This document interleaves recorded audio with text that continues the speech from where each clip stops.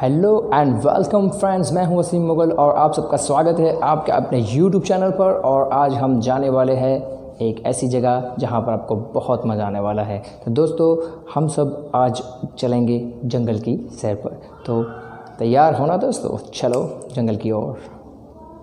शुरू कर दिया और साथ साथ उसमें रहने वाले जानवरों की ज़िंदगी को भी नर्क बना दिया। उसने सबसे पहले उनका शिकार किया, फिर जंगलों के अंदर जो पेड़ थे उनको काट कर उनके रहने के ठिकानों को भी बर्बाद कर दिया। तो ज़्यादातर जो प्रजातियां थी वो जंगल में से लुप्त होने लगी। अभी कुछ ऐसे जानवर भी हैं जो बिल्कुल लुप्त होने की कगार पर है। तो सबसे पहले हमें ये समझना होगा कि हमें इस धरती पर कुदरत ने सबसे सर्वोपरि बनाया है इंसान को। तो हमारा ये फ़र्ज़ बनता है कि हमें उन सारे जानवरों का अच्छे से ध्यान रखना होगा। और यहाँ पर जो चित्रपाठ आपको दिया गया है कक्षा 6 के अंदर, जो पहला पाठ है, उसके अंदर भी हमें सबसे पहले यही बोध दिया जाएगा कि हमारा वर्तन उन पशुओं के प्रति कैसा होना चाहिए। तो ये हमारी ज़िम्मेदारी है कि हम उनका ध्यान रखें। तो दोस्तों, सबसे पहले हम इस चित्रपाठ की शुरुआत करते हैं। उससे पहले मैं आपको बता देना चाहता हूँ कि इस चित्रपाठ के अंदर जो चित्र दिए गए हैं उनके आधार पर आपको कहानी का निर्माण करना है। और उस कहानी के निर्माण के बाद आपको उसमें से मिलने वाले बोध को लिखना है और उसका शीर्षक भी आपको लिखना है।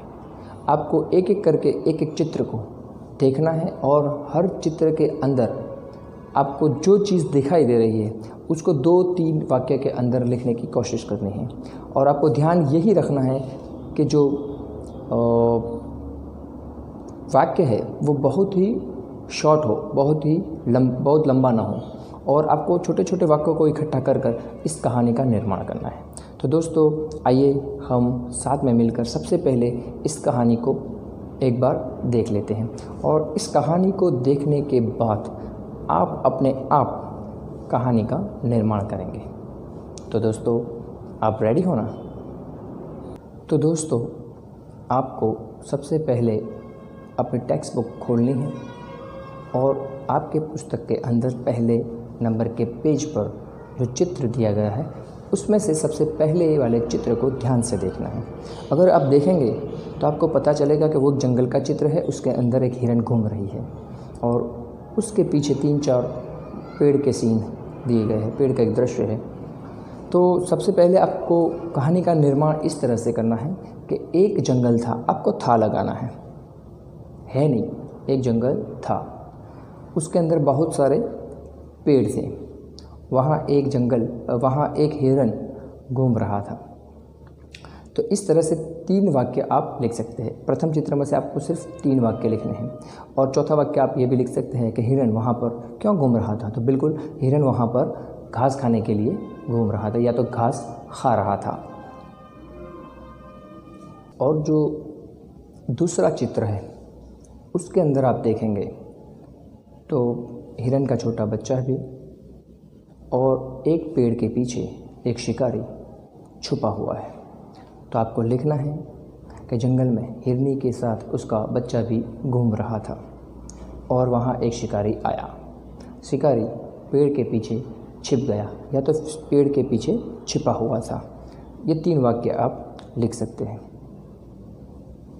तो दोस्तों, तीसरा जो चित्र है उसमें शिकारी बंदूक लिए हुए पेड़ के पीछे छिपा हुआ है और सामने हिरन खड़ा हुआ है।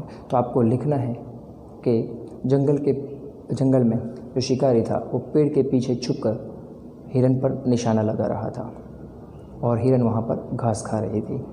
और चौथा चित्र है, उसके अंदर वो गोली चलाता है और गोली लगने की वजह से हिरन वहाँ से भागते हैं।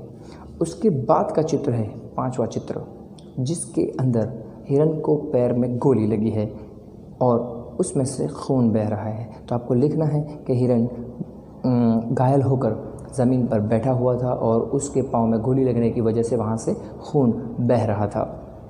उसके पास उसका छोटा बच्चा खड़ा हुआ था। और उसके बाद का चित्र है जिसमें शिकारी वहाँ पर आता है। तो शिकारी वहाँ पर आया और उसने देखा कि हिरन के पैर में गोली लगी हुई है, वहाँ से खून उसके घाव में से बह रहा है। ये आप छोटे छोटे वाक्यों में लिखकर कहानी का निर्माण कर सकते हैं। दोस्तों यहाँ पर जो 7वें नंबर का जो चित्र है वो बहुत ही महत्वपूर्ण है। क्यों कि शिकारी इससे पहले के जो 6 चित्र है उसमें तो शिकार करने के लिए आया है, लेकिन ये 7वां चित्र है वो यहाँ का एक टर्निंग पॉइंट है। वो इस कथा का बोध है कि उसने शिकार करने के लिए आया था। तो फिर वो चित्र में आप देखेंगे तो वो उसे उठाकर अस्पताल की ओर जा रहा है। तो ऐसा क्यों हुआ? तो आपको अपनी कहानी में लिखना है कि जब वो शिकारी उस हिरन के पास आया, उसके घाव में से खून को बहते हुए देखा और उसने पास में बैठे हुए बच्चे को देखा, तो उसे ये पछतावा हुआ और उसका दिल जो है वो द्रवित हो उठा, उसे दया आ गई और उसने सोचा कि अगर मैं हिरन को मार दूंगा तो इस बच्चे का क्या होगा। ऐसा सोचने के बाद वो उसे उठाकर अस्पताल ले गया। और उसके बाद का चित्र है, वहाँ से आप देखेंगे तो उसे पट्टी लगाकर वो बाहर लेकर आता है। तो इसका मतलब ये हुआ कि वो उसे अस्पताल ले गया, उसने पट्टी लगवाई और उसका ध्यान रखा और उसे लेकर वापस आया। और फिर उसके बाद का जो आखिरी चित्र है उसके अंदर वो उसे जंगल में ले जाकर छोड़ देता है। तो यानी कि उसका जो दिल था वो बिल्कुल ही द्रवित हो उठा, उसे दया आ गई और उसने उसको मारने की बजाय उसको बचा लिया और उसको जाकर वो जंगल में वापस रख कर आया। तो इस कहानी से हमें ये बोध मिलता है कि हमें इन पशुओं के प्रति, इन जानवरों के प्रति कैसा व्यवहार करना चाहिए, उनके प्रति किस तरह का ध्यान रखना चाहिए, उनको परेशान नहीं करना चाहिए, उनका किस तरीके से उनके साथ वर्तन करना चाहिए। ये सारी बातें हमें इस कहानी में बताई गई है। तो दोस्तों मैं उम्मीद करता हूँ कि आपको ये कहानी बहुत ही अच्छी लगी होगी। अगर आपको ये कहानी अच्छी लगी है तो आप हमें कमेंट करके भी बता सकते हैं। लेकिन जाने से पहले दोस्तों आपको इसके पीछे दिए गए जो अभ्यास है उस प्रश्नों के उत्तर आपको खुद से लिखने हैं, कॉपी नहीं करना है। तो आप उसके प्रश्न खुद से लिखेंगे और एंजॉय करेंगे। दोस्तों मैं उम्मीद करता हूं कि आपको हमारी वीडियो अच्छी लगी होगी। अगर आप देखेंगे तो आपकी पाठ्य पुस्तक के अंदर अभ्यास के बाद स्वाध्याय में भी ऐसे 2 चित्र पाठ दिए गए हैं जिस कहानियों को आपको ख़ुद को बनाना है और इसी तरह नई नई कहानियों का निर्माण करना है। तो दोस्तों मैं उम्मीद करता हूं कि आपको हमारी ये वीडियो बहुत ही अच्छी लगी होगी। शुक्रिया।